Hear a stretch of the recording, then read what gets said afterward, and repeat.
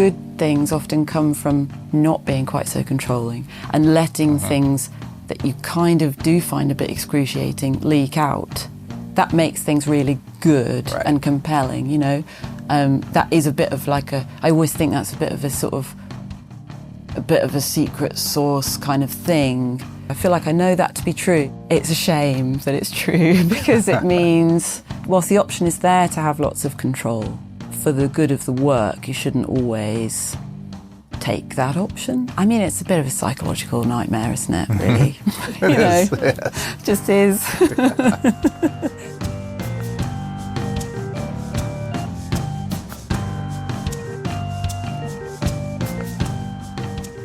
So I live in Peckham, quite near Peckham Rye, which is actually really near where I was born. I haven't gone very far. Have you always lived in London? Always, which wasn't really my plan. I wanted to be more interesting than that. But it somehow didn't work out that way. I just stayed. I studied in London and It's a pretty fascinating city, though. You don't find London interesting? I mean, I don't live here, so I love coming here, but I guess the place you're from maybe is less interesting. Yeah, I think more just for the story. Do you know what I mean? It's a short story to say, I was born in London and I still live here. There's not, you kind of want it to be more meaty somehow, or at least I did. But it is such a fascinating place that, it changes all the time. It feels like a different place every few years. It feels more international to me than New York in a lot of ways. Oh, does it really? Yeah. That's interesting. Yeah, I'm so used to that, I suppose. Right. Yeah, it feels totally natural and how it should be, really. Was there, when you were a kid or an adult, were there places you wish you lived? I wanted to live in New York because of just bands and stuff like that. I just thought, New York's cool. London's really boring and grey. And I suppose I lived in suburbia.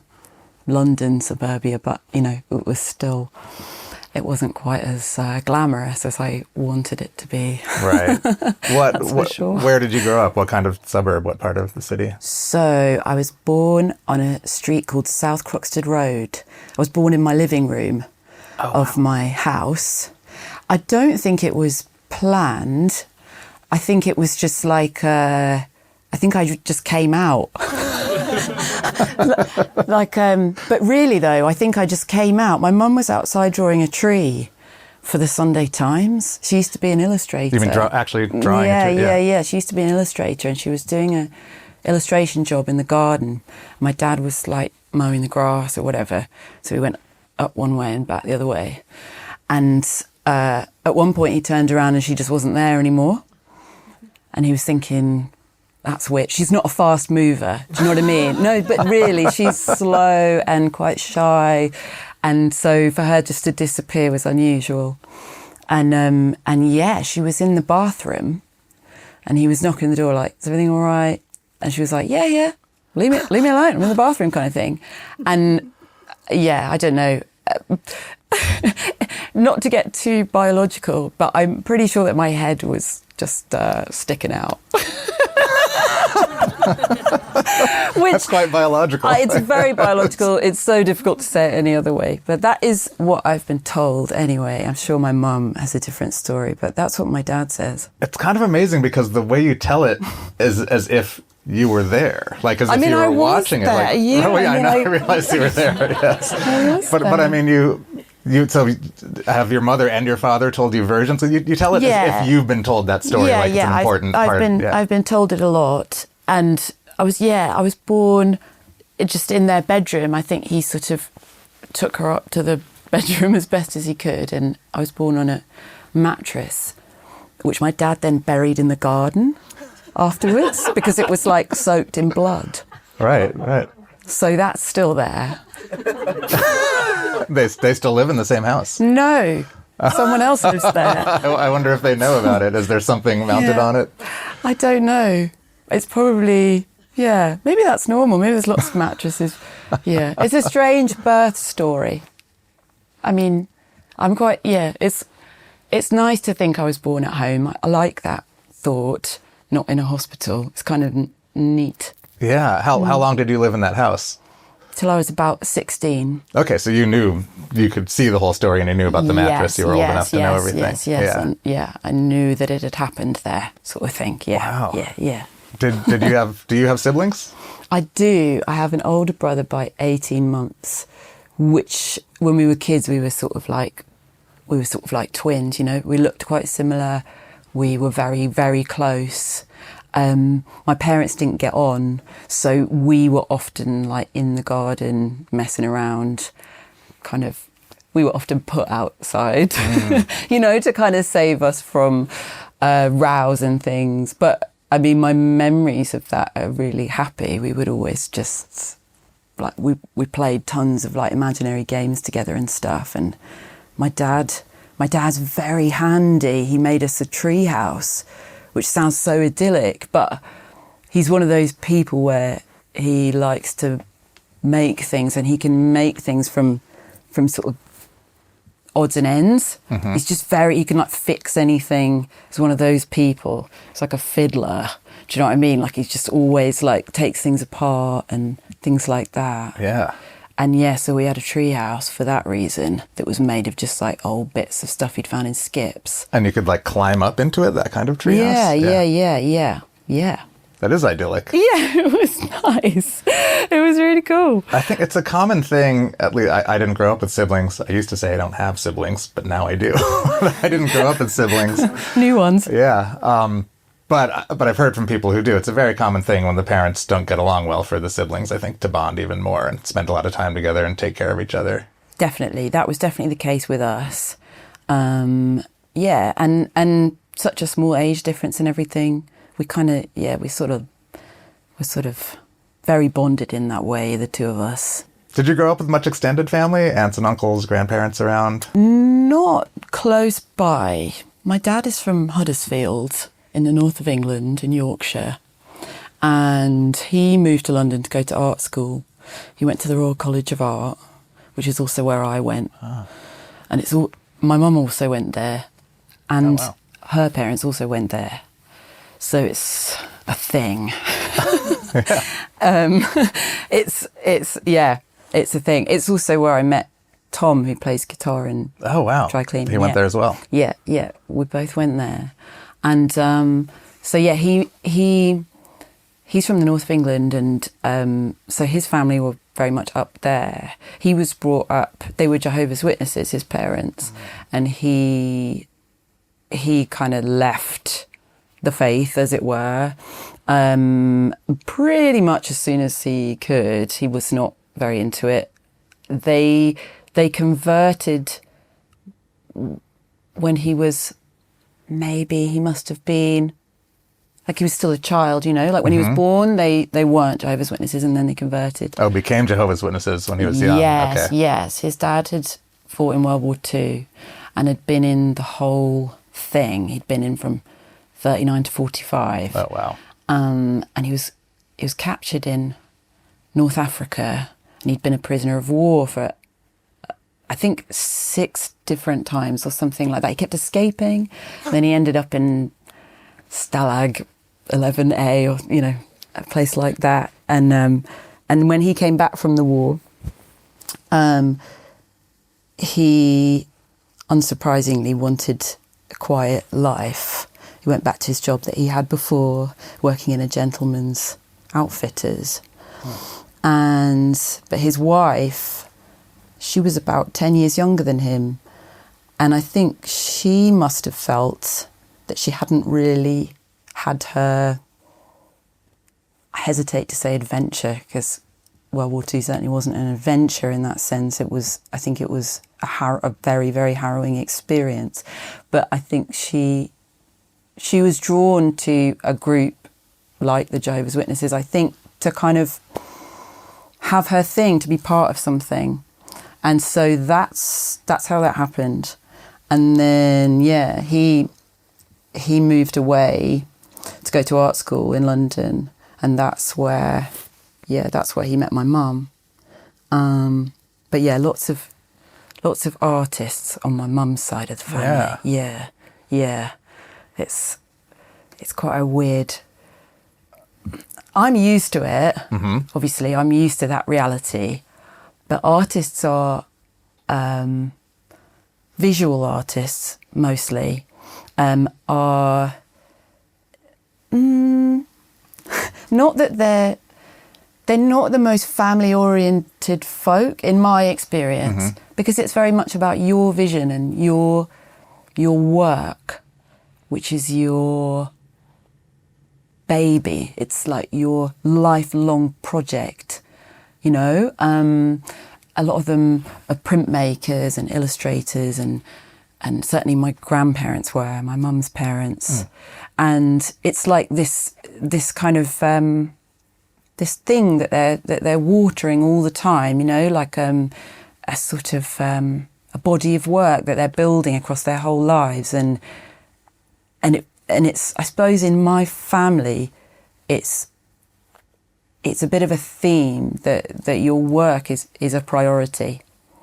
The stuff you make and your drawings and your kind of artistic vision is a priority.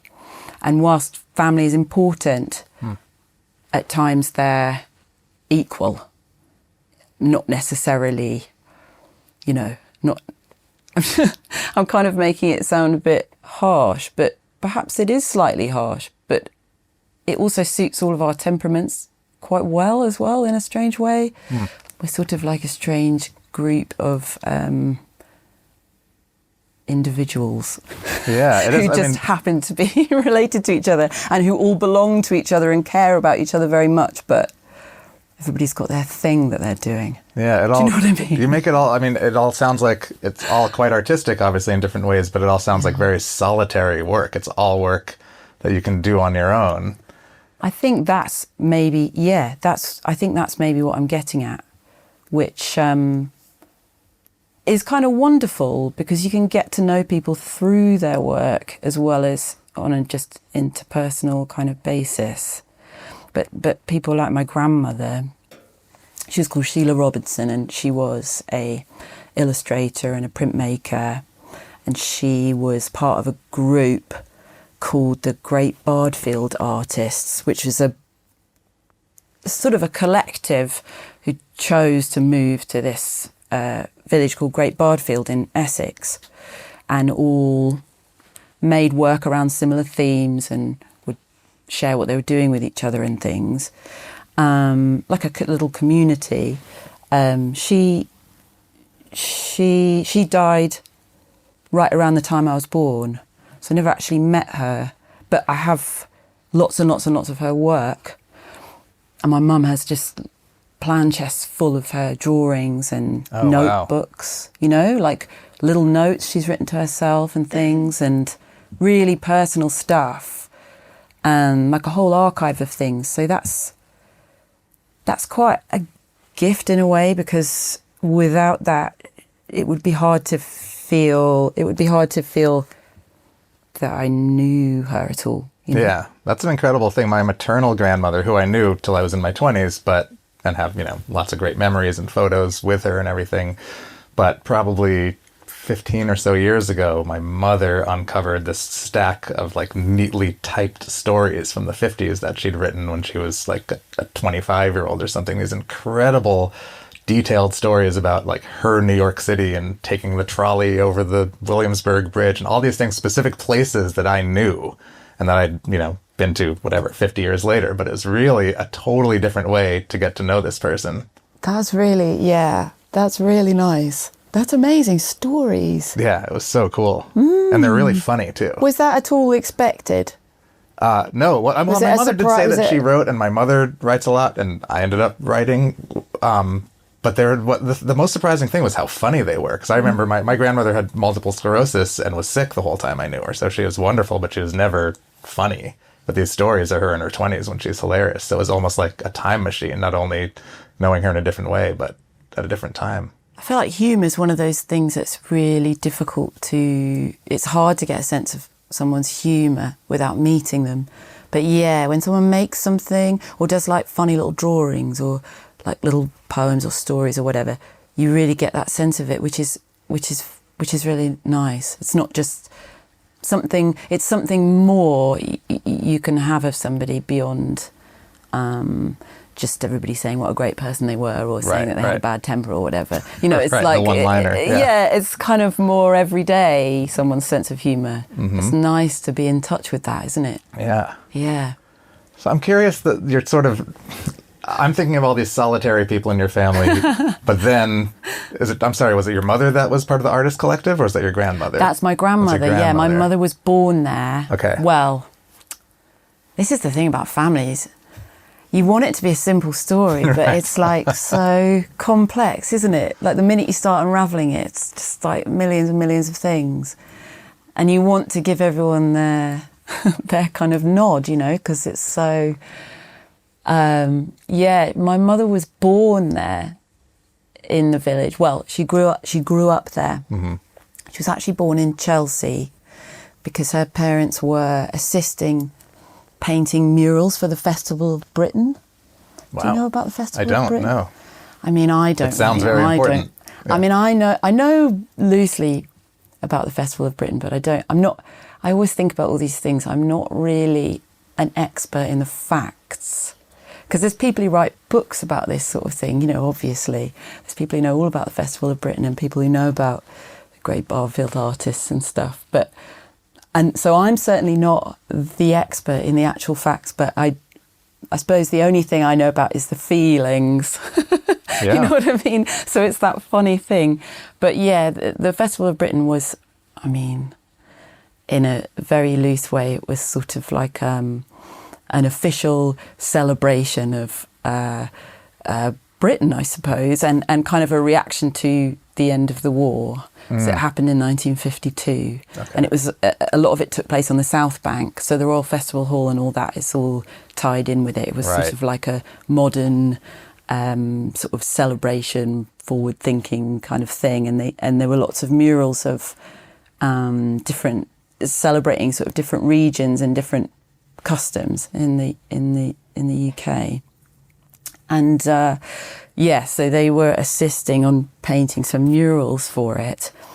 And so my mum was born in Chelsea, which I always think is like a little bit of an indication of they were painting these murals and then had a baby.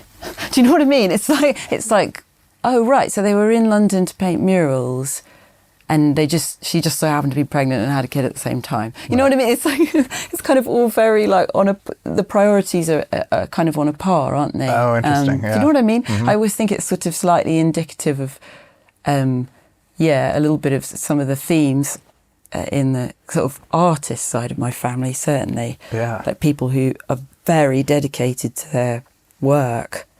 And so it's sort of a stretch maybe, but you're in an artist collective of sorts. You're in a band. And so you're the first one, from what I know from the last few minutes, to sort of take it and put it in a more collaborative space. Yes. I'm not that well suited to collaboration, really. Which it feels like it's going quite well. Yeah. You know, I think that is more of a testament to the rest of the band than to me, because I'm quite private in the way that I make things. When people want to see something that's half finished, I find that very stressful. I just want to hide away and give loads of caveats and, kind of explain like, oh, but it's actually going to be like this, and don't read that bit because that's just filler, or like, oh, but maybe it's not, that might end up in it, that might end up being the chorus, or, like, kind of like panicky about sharing work that's unfinished in that sense. But collaboration is so much about being open and in a way inviting people to sort of trust your process, and everyone has to trust each other with their sort of half-finished ideas. That's like a really important part of it, isn't it? So that's something that I've been learning, to be more chilled out about and not be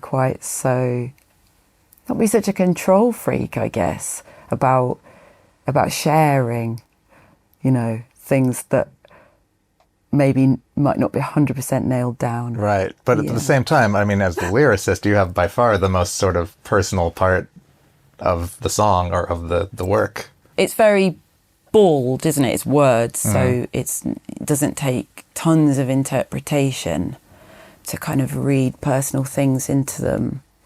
But yeah, it's I think part of that can sometimes be difficult. I feel like I remember when you launched your book at the ICA, I might have asked you a question along these lines where I said, how do you feel about everyone knowing your business? Like, how's that? How are you finding that? Right. And you seemed pretty relaxed. I don't know, you did a good job of seeming like it's no big deal. Thank you. Well, it's a funny thing, and I will put the question back to you, but my general answer to that is and was always the business that they know is the business I've chosen to put in the book. It's not literally everything. It's not I wrote a book, therefore I have to bare my soul. It still was edited, and I got to finally decide what was in there, as do you, I assume. Yeah, there's still a lot of control. But then sometimes I think good things, and I feel like we were even chatting about this slightly before, good things often come from not being quite so controlling and letting things that you kind of do find a bit excruciating leak out. That makes things really good and compelling, That is a bit of like I always think that's a bit of a secret sauce kind of thing that I know to be true. I feel like I know that to be true, but it's a shame that it's true because it means that you kind of whilst the option is there to have lots of control for the good of the work, you shouldn't always take that option. Right. So yeah, I mean, it's a bit of a psychological nightmare, isn't it, really? Just is. Have you had much loss or grief in your family? Felt on a very personal level for me, not yet. For my mother, I know that her mum passing away was brutal. She died at 62, and it was exactly around the time I was born. And I actually don't know the exact details of when it was because I don't like to push her on it because I know it's so difficult. She died unexpectedly, and they were close in so many ways. The funny thing about a lot of us kind of having the same working lives in terms of making things and artistic kind of pursuits is even if you don't think you're particularly close with somebody, you sort of are, because lots of conversations about work happen within the family and lots of conversations happen about what you're drawing or why or how to do it or doubts that you have about it. So even if you're slightly not getting on with someone, you still have those conversations. So actually kind of does lead to quite intense closeness in a way. And so, yeah, they were close, and I know it was a dreadful shock, and I can't imagine what it would have been like then having your own daughter at exactly the same sort of time. Yeah. So I really, I feel very sorry that happened, because I do think we would have gained a lot by all knowing each other at the same time. Right. But instead she's this sort of go-between between us, if you know what I mean. Yeah. What is family to you? I think I always consider it to be about a feeling of safety. That's like a word that comes up. And maybe about feeling like you can be yourself especially if that's kind of quite ugly, you know what I mean? And that doesn't always happen inside, that isn't always possible inside families, but I tend to think of anybody anybody around me or the relationships I have where that's possible, even if I'm not related to those people, it takes on a family feeling where you feel like you've got the benefit of the doubt with people. That's kind of quite rare, you know, and I think that's what I associate with the idea of family, benefit of the doubt, yeah. Yeah. Great.